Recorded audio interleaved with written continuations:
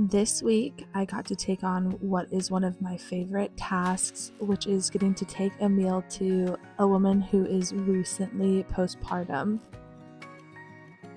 Nourishment within those first few weeks is so incredibly important, but it is really hard to make that happen on your own when you are learning to feed a new baby and running on low sleep and likely have a few other children that might need your support and attention.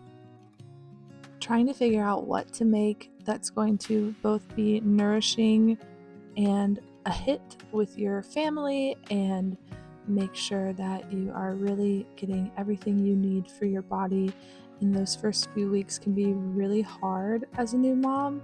And so getting to bring meals to new moms is one of my absolute favorite things. When I first became a mom, my church was kind enough to create a meal train for me, and several different women in the church brought me meals. But what I realized was that I didn't really know that many people at my church or in my area, and as a new mom, I felt a little bit like I didn't really have much of my own village. That in itself was sort of a hard pill to swallow, and it was no one's fault but my own, but I really had not put much time and energy into making friends or connections in my area that would allow me to have those kind of people in my life who would want to bring meals and support me in such a vulnerable time. Because of this, I decided that my little motto was going to be the village that you would want. So whenever there's an option to provide a meal or bring something for a new mom, I really try to be a part of that because I feel like it's just so important to show moms that we care and are there for them and really help support them in any way we can. Some weeks this just looks like bringing takeout because that's all I can muster, and some weeks it looks like going all out and creating a full meal, and both ways are totally acceptable and fine. I do prefer to try and provide a home-cooked meal and make sure that it is incredibly nutrient dense. Warming foods in those first few weeks are so valuable to the mother's recovery and to their milk supply and everything that goes along with those first few weeks. But again, that's not always possible. Some weeks just don't allow for the time spent of creating a bunch of different items for a meal, and so we will end up getting takeout. And sometimes I have friends who I know would just prefer to have something from takeout, so I will make that happen if that is what is best for that situation. When I do make meals at home, I always try to do some kind of very warm food. I prefer a soup, but I know that's not everyone's preference. Usually I'll ask the mom if she has any preferences or anything that she would like or not prefer to have. And if she says soup, that's totally fine. I can totally pivot, but this is definitely my go-to meal. I start out with any vegetables I have available, usually some kind of carrot, some kind of bell pepper, onion, garlic, celery if I have it. This time I put it all into an Instant Pot with some chicken broth and a whole chicken and lots of spices and set it to stew. Once the chicken was cooked through, I was able to take it out and shred up all that chicken and use the bones for a later date. I've made this soup a couple different times in a couple different ways. Sometimes when I take out the chicken, I will emulsify the mix of veggies to kind of make a thicker, more stew-like consistency, and sometimes I just leave it with all of the vegetables intact. This time I decided to go for the vegetable intact option, which kind of creates more of a brothy soup over a stew. Honestly, it turned out so good and it looked and tasted so tasty from the little bit that I tried before I packaged it all up. Half the fun of making meals for friends when they have had babies is getting to try out some new stuff, and right now I do always double the recipe and make sure that I can save half of a batch in my freezer for myself after I have my baby soon. Something new I was trying this time was I also created a oatmeal congee of sorts, which is just a oatmeal that was almost overcooked to the point that it was pretty much a mush that I added chia seed and salt and a little bit of ginger to in order to kind of help with milk production and to make sure that the mom is getting enough calories, especially that first in the morning time. You can add pretty much anything to this. I probably would add a berry and maybe a bit of honey or maple syrup to it to kind of make it a sweeter option.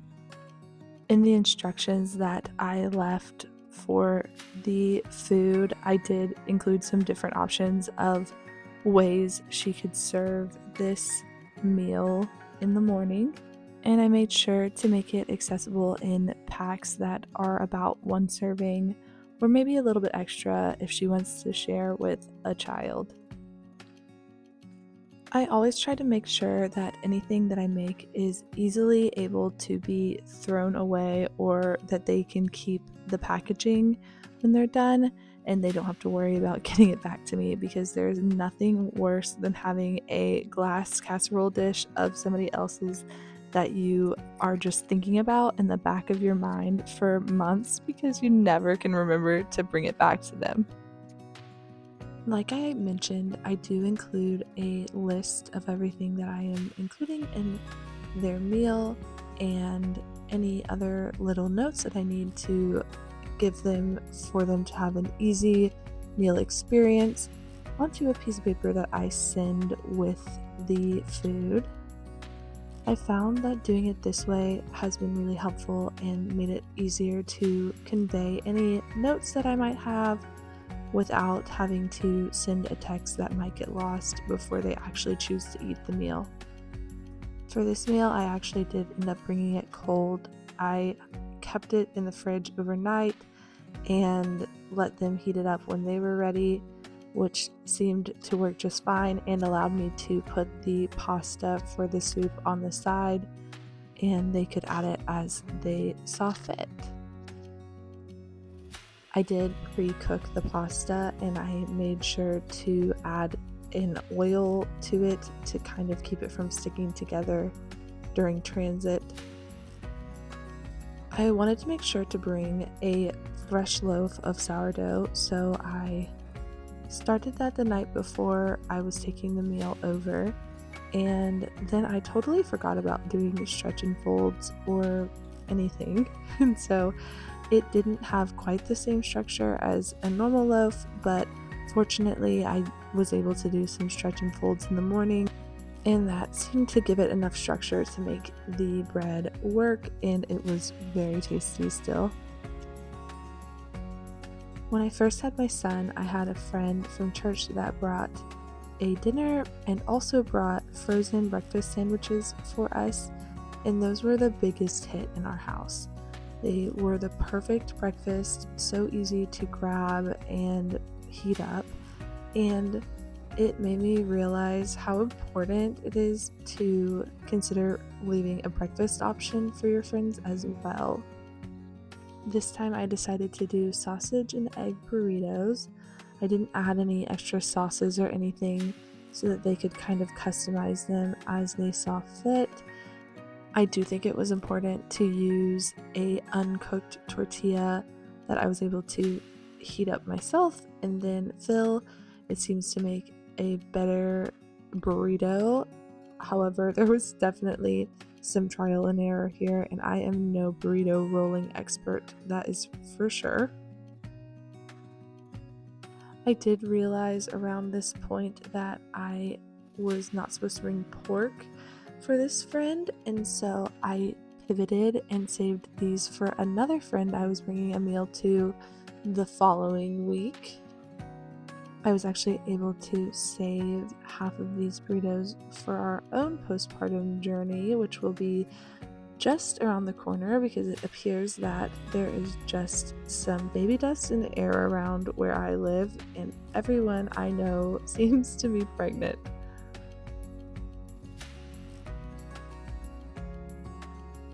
I had some extra egg and sausage and was done with wrapping burritos, so I just took those and made kind of a little casserole of sorts and went ahead and froze it. I'm not exactly sure how they will unfreeze, but I'm hoping that they will just be an easy, quick breakfast or that we can throw into a tortilla on a day that we are kind of in a pinch for meals. Another thing I love to add to a meal for a new mom is a fresh fruit of some sort.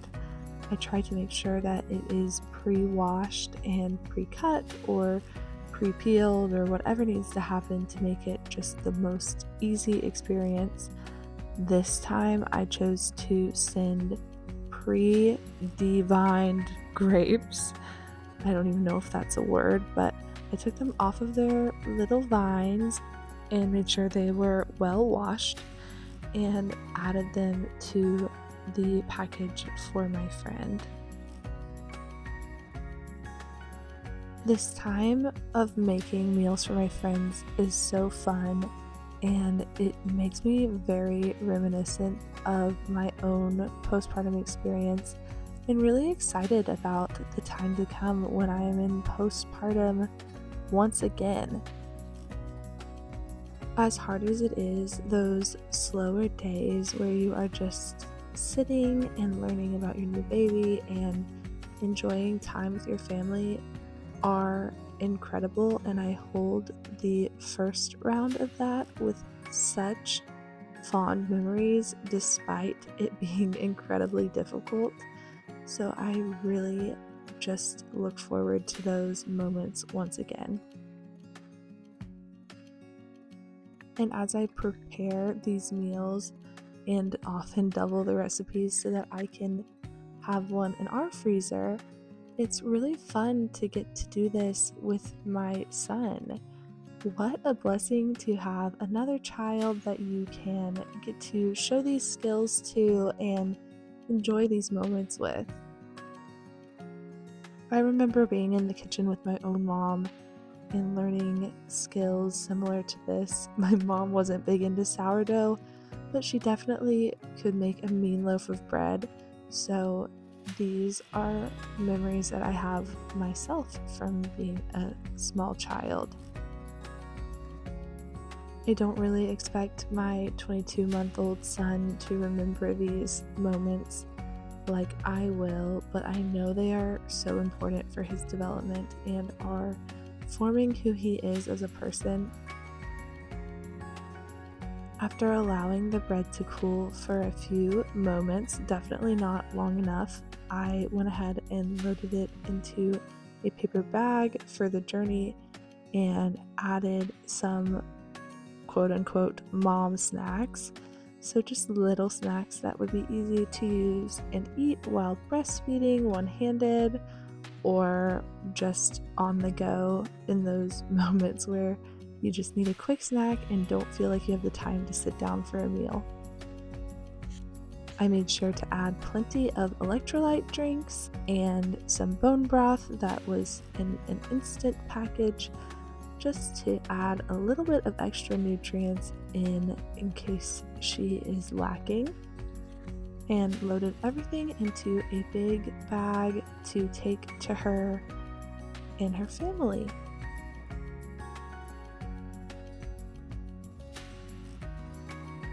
As you think about the moms and women and families in your own community, I'd encourage you to consider trying to be the village that you would want. Even when you feel like you don't have your own village, I think that the key to creating one is to take the initiative there. I'm so grateful for the women who have come beside me in the last couple of years, and I look forward to getting to support them in all life stages, whether that be their pregnancy, postpartum, or just their lives overall. Thank you for joining me this week. I hope you are having a wonderful week, and I will see you again soon.